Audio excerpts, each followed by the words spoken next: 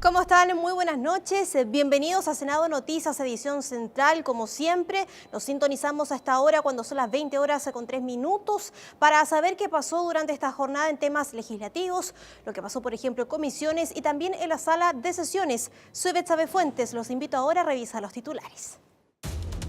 Sala debatió sobre el proyecto que modernizará el Ministerio de Relaciones Exteriores. La iniciativa va a mejorar la carrera diplomática y las relaciones internacionales. Un grupo de senadores cuestionan el rol del Tribunal Constitucional por modificar normas sobre objeción de conciencia respecto al aborto en 3 causales y piden además abordar el tema en sesión especial. Contraloría y rectores expusieron observaciones al proyecto de reforma a la educación superior. Y comenzamos las informaciones con lo que pasó hoy en la sala de sesiones. Se comenzó el debate sobre el proyecto que viene a modernizar lo que conocemos como el Ministerio de Relaciones Exteriores. El objetivo principal es poder modernizar a esta institución y también mejorar las relaciones diplomáticas internacionales y la carrera profesional diplomática. Todo lo revisamos a continuación en la entrevista del periodista Cristian Reyes. Buenas noches, así es, estamos para ver la actualidad de la sala el día de hoy, sesión número 42 marcada, por ejemplo, por la modernización del Ministerio de Relaciones Exteriores, un proyecto de ley que fue aprobado y que ahora ya va a comisión para un segundo informe con plazo de indicaciones hasta el próximo, finalmente, 20 de septiembre. Pero para conocer los alcances prácticos y parte de la cuenta que precisamente un informe que le tocó dar ante el Pleno, estamos junto al senador Hernán Larraín, le agradecemos su presencia, senador, y poder explicarle un poco a la gente de qué manera esto potencia a Chile como país el tener una cancillería fuerte, más profesional, con distintas mejoras en la orgánica interna y cómo nos beneficia esto también, como le decía, en los efectos prácticos. Bueno, yo creo que este esfuerzo de modernización de la Cancillería era importante, era requerido hace tiempo. Teníamos una Cancillería cuya última estructuración era de hace 40 años y el mundo ha cambiado mucho y Chile sobre todo ha cambiado. Chile se abrió al exterior, Chile desarrolló una estrategia de apertura que lo tiene conectado con el mundo entero y sobre todo en el ámbito comercial y económico. Y la estructura todavía estaba en el siglo XX, que no sirve para las dinámicas y desafíos del siglo XXI. Entonces es un trabajo a partir de varios proyectos de reformas de la Cancillería que se habían presentado antaño.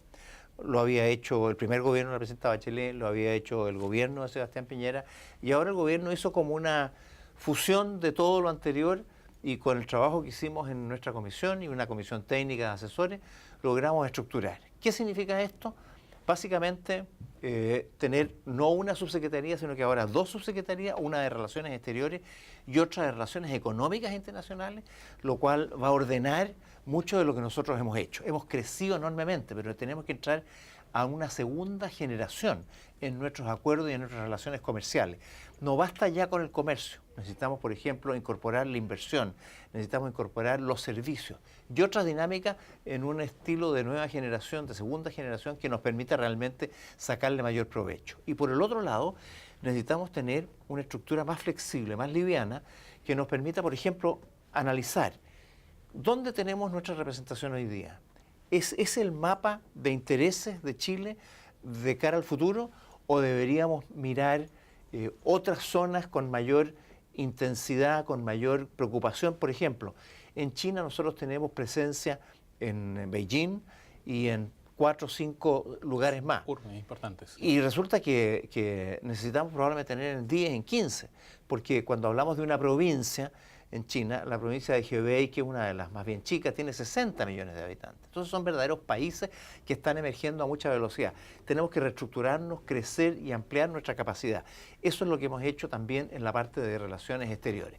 Y lo otro es darle a nuestros trabajadores, al personal del servicio exterior, una mayor posibilidad de tener un crecimiento profesional importante, con una mejoría en la academia diplomática y con otros instrumentos que nos permiten pensar que están bien reconocidos. Lamentablemente, la situación económica del país no nos permite dar todos los pasos que se requieren, pero por lo menos desde un punto de vista estructural y con cambios normativos hemos dado un paso muy significativo. Eso le iba a preguntar, senador. Estamos hablando de una senadora Nora Reina a propósito del proyecto aprobado en la sala el día de hoy respecto a modernización del Ministerio de Relaciones Exteriores. Senador, las organizaciones de funcionarios de la Cancillería, ¿cómo han tomado, han participado? Hay que hacerle presente a la gente eso. ¿Han participado de esta discusión precisamente que los atañe? Sí, nosotros hemos oído a todas las organizaciones del Ministerio, que son varias, 7, 8, que representan a todos los funcionarios, y los hemos escuchado. Ellos se habían quejado de que no habían sido suficientemente oídos en el proceso anterior, pero nosotros nos dimos maña para hacerlo. Y en la comisión técnica que nos ayudó a ir formando acuerdos para lograr el texto que finalmente es el que se va a aprobar, nosotros oímos y también recogimos sus inquietudes. Probablemente no todas las que ellos quisieran, pero en lo fundamental yo creo que había un esfuerzo de oír y de acoger la experiencia. Ahí nosotros tenemos un personal bastante calificado en la Cancillería, personal del Servicio Exterior que conoce tu tema y que no siempre tiene todos los reconocimientos que se requieren. Hemos hecho un esfuerzo para hacerlo, incluyendo algunas mejoras económicas, igualando la situación. Habían algunas disposiciones que probablemente por lo antiguo le daban una mayor preeminencia en el caso de apoyo a los hombres que a las mujeres, porque si un hombre tenía señora, cónyuge, tenía la posibilidad de tener algún tipo de beneficio, pero si era al revés, no.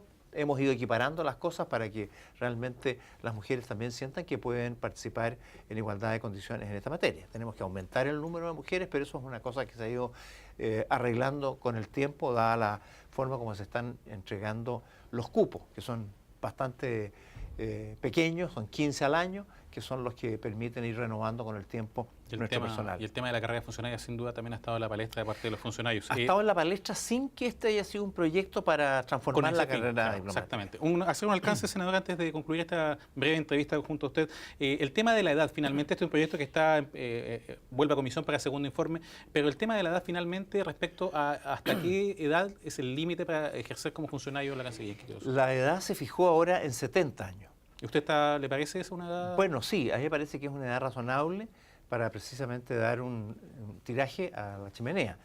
Pero debo decir que esta edad se va a exigir de aquí en adelante. Quienes están hoy día van a poder retirarse como funcionarios cuando quieran, porque la jubilación es un derecho.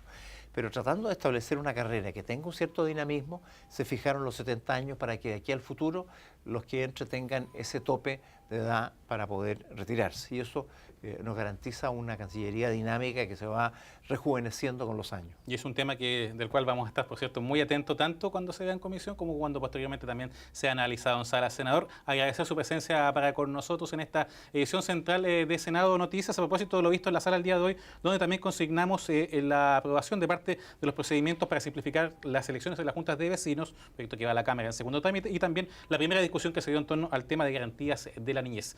Concluimos así esta entrevista del día de hoy junto al senador Hernán Larraín. Volvemos contigo, Betsabe.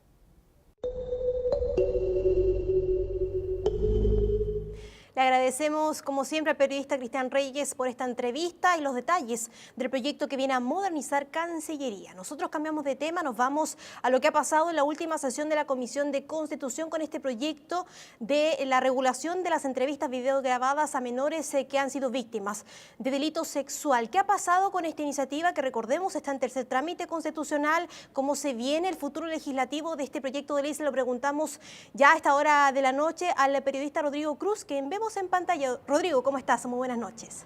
Hola, buenas noches, Betsabe. Como decías tú, la Comisión de Constitución, Legislación, Justicia y Reglamento del Senado recibió este proyecto que viene en tercer trámite constitucional. ¿De qué se trata? ¿Qué proyecto es? El que decías tú, el que regula las entrevistas grabadas en vivo y otras medidas de resguardo para los menores de edad que hayan sido víctimas de delitos sexuales. ¿De qué se trata esta iniciativa? Establece la entrevista videograbada como un mecanismo para evitar lo que se llama la victimización secundaria. ¿De qué se trata la victimización secundaria? Es cuando se expone reiteradamente a un menor de edad, ya sea que haya sido víctima de delito sexual o que haya sido testigo también de un delito sexual. Y además de lo que es la entrevista videograbada, otras medidas también de resguardo para ambos casos, tanto para un menor que haya sido víctima como un menor también que haya sido testigo de un delito sexual. Esta iniciativa, como te decía, está en tercer trámite constitucional. ¿A qué se refiere con estar en tercer trámite constitucional? Comenzó en la Cámara Cámara de origen en la discusión de este proyecto, que en este caso era el Senado aprobó entonces la iniciativa en general y en particular se despachó entonces a la Cámara Revisora, que en este caso fue la Cámara de Diputados. Cámara que también revisó el proyecto, lo analizó, lo votó, lo aprobó finalmente, pero con algunos cambios de cómo había salido en el Senado, y por eso entonces tiene que pasar al tercer trámite constitucional para ver qué pasará con esos cambios que realizó la Cámara de Diputados. Si es que el Senado aprueba esos cambios, pasa de inmediato a promulgarse como ley. Si es que no, tiene que pasar entonces a comisión mixta este proyecto. ¿Qué modificaciones se hicieron en la Cámara de Diputados y que están en discusión entonces ahora en este tercer trámite constitucional en el Senado? Por ejemplo, uno, la designación de los entrevistadores. Otro es el aumento para la implementación respecto a nueva infraestructura y nueva capacitación, recursos, plazos distintos respecto a la implementación de cómo se había considerado en el Senado. El tercer punto es uno de los puntos que está en controversia, es el aumento en el catálogo de delitos. Desde el Senado salió solamente en los delitos sexuales, y en la Cámara de Diputados agregaron homicidio frustrado y otros de mayor gravedad. Y el cuarto punto que también está en controversia en este tercer trámite es el de régimen de testigos. ¿Qué quiere decir con esto? Si es que la protección va a ser igual para los menores de 18 años, igual para todos ellos, o si es que va a haber alguna diferencia en el sistema de protección para los menores de 14 años, que son los niños y niñas, y una distinta para los menores de 18 años que sean adolescentes. Respecto a estos dos puntos que están en controversia, escuchemos las palabras de dos de los integrantes de esta comisión. Si el trato a los testigos menores de edad va a ser distinto si se trata de niños y niñas que de adolescentes. Nosotros más bien tendemos a pensar que debe ser el mismo trato de protección, de tratar a los testigos como víctimas, tal cual era el proyecto original. Y si es que hay alguna diferencia que sea insalvable, tendremos que ir a la comisión mixta. Pero lo más importante es sacarlo lo antes posible y en buenas condiciones para que nuestros niños y niñas que han sido abusados sexualmente no sigan siendo revictimizados. Como señalaban los senadores, ¿qué va a pasar entonces con este proyecto? En la próxima sesión se tendrá que votar entonces esta iniciativa. Hubo un acuerdo entre los senadores de que en la próxima sesión se tendrán separados los puntos. Al principio se votarán los puntos que no generan ningún tipo de controversia, que están en bastante de acuerdo los senadores, como son los primeros puntos que les decía yo, la designación de entrevistadores y el aumento para la implementación de este proyecto de ley.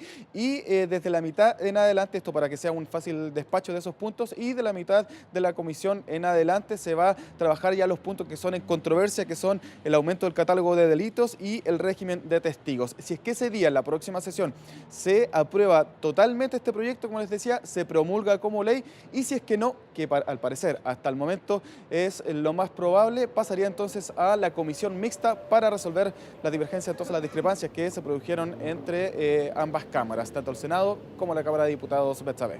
Estaremos muy atentos entonces, Rodrigo, a lo que pase con este importante proyecto de ley que viene a proteger también a los menores en situaciones tan importantes, tan graves como es un delito sexual. Que tengas muy buenas noches. Buenas noches.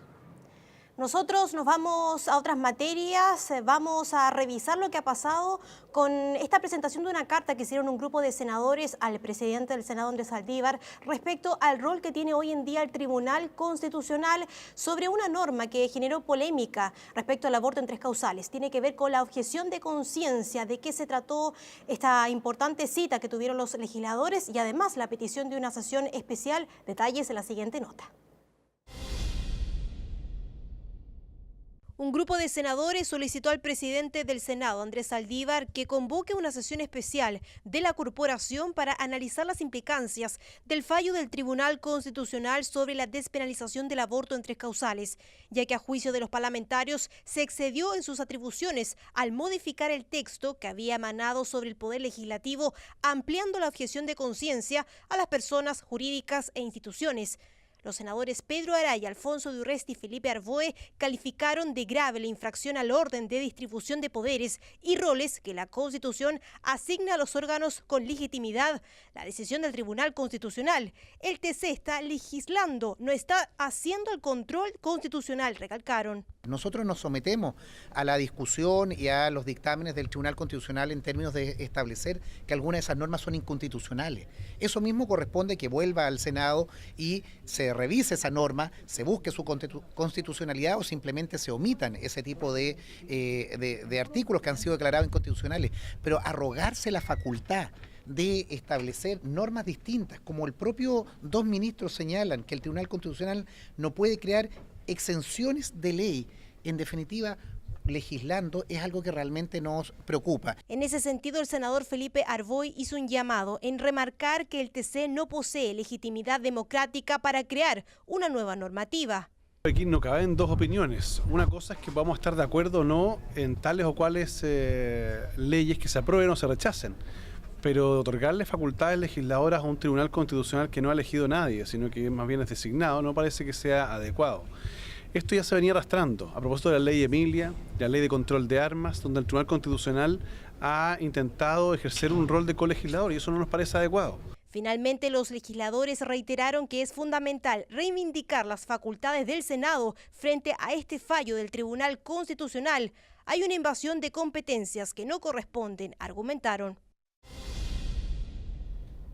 Y Contraloría y rectores de nuestro país se presentaron una serie de observaciones en la Comisión de Educación al proyecto que establece una reforma a lo que es la educación superior. ¿Cuáles fueron estas observaciones? Lo revisamos a continuación. Nuevamente, la Comisión de Educación del Senado escuchó durante varias horas las observaciones de diferentes actores del sistema al proyecto de reforma a la educación superior, que no solo pretende fortalecer la institucionalidad, sino que asegurar la calidad, potenciar la formación técnico-profesional y abordar la gratuidad y prohibición efectiva del lucro. Sin embargo, la senadora integrante de la Comisión, Ena von Baer, explicó que hasta ahora les ha sido difícil compilar cualidades del texto, y es el tono crítico, por ejemplo desde las regiones, el que ha predominado en las audiencias. No hemos escuchado de verdad ninguna presentación que ponga sobre la mesa aspectos positivos del proyecto de ley, más allá de decir que es importante hacer una reforma. Y las críticas están en todos los ámbitos.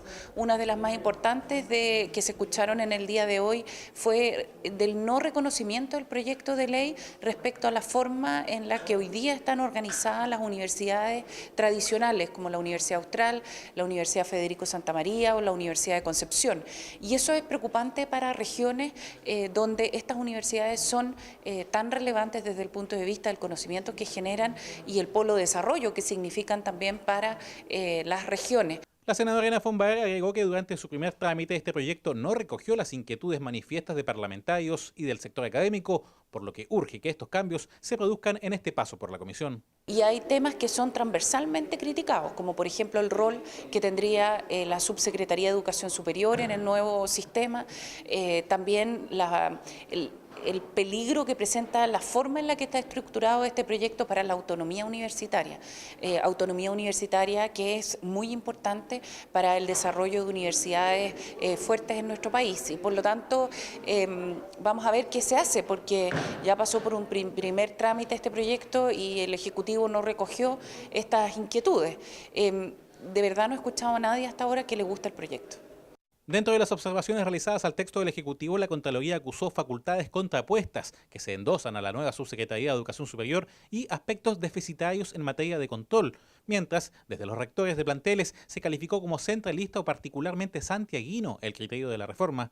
Por parte del Consejo Nacional de Educación, su titular Pedro Montt centró la visión de la entidad en 4 ejes: gobernanza, calidad, autonomía y diversidad, cambios que deberían dar pie a una reingeniería gruesa del proyecto, afirmó. Es casi hacer una reingeniería del proyecto. Hay que repensar muchas de esas tensiones y resolverlas, porque hay soluciones a esos problemas. Otros sistemas las han encontrado. Entonces, decir que es lo medular, acá pusimos ejemplos, está lleno de ejemplos del proyecto. Entonces, habría que repensar mucho de los procesos, cómo está imaginado el proceso de aseguramiento de la calidad, cómo funcionaría adecuadamente la superintendencia para no atacar la autonomía, cómo debería operar la subsecretaría, qué pasa con las políticas de acceso y así por delante. Entonces, habría que mirarlo el proyecto en su conjunto. La comisión espera dar curso a las últimas audiencias antes de pronunciarse sobre el proyecto de educación superior que se encuentra en su discusión en general en el marco de su segundo trámite. Y con esta información llegamos al cierre de Senado Noticias, edición central. Como siempre yo les recuerdo, ¿quieres saber más información del trabajo legislativo? Estamos en YouTube, donde usted puede repetir todas las ediciones de Senado Noticias. Estamos además en Twitter y en Instagram y en otras plataformas multimedia como senado.cl, tv.senado.cl y también nos puede escribir al mail tvsenado@senado.cl. Dejamos hasta aquí todas las informaciones. Nosotros nos reencontramos mañana en Senado Noticias AM. Que tenga muy buenas noches.